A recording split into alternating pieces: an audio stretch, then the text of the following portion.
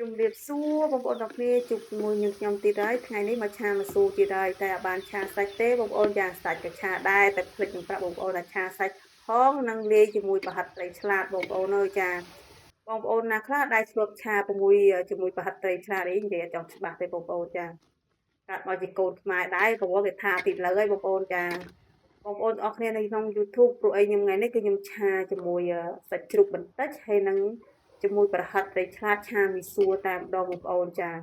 បងប្អូនណាខ្លះដែលធ្លាប់ឆាដូចខ្ញុំគឺជាតិមែនតើចាឃើញបងប្អូនធ្លាប់ឆាច្រើនសាច់ត្រីធម្មតាក៏គាត់ឆាដែរបងប្អូនចាគាត់ឆាបន្លែពីផ្សេងពីគ្នាអញ្ចឹងទៅចាគាត់ឆាជាបន្លែឃីវអញ្ចឹងទៅបើខ្ញុំមកឆាមួយមីសួរហ្នឹងគឺញឹកញាប់ដែរបងប្អូនតែរឿងឆាបន្លែឃីវ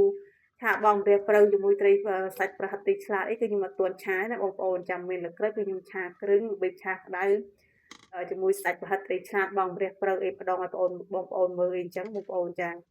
ហើយមានអីបងប្អូនចាអ្នកដែលមិនចង់ហូបសាច់មានប្រហិតត្រីឆ្លាតយកមកឆាគឺល្អមែនតើគឺឆ្ងាញ់បងប្អូនស្វិត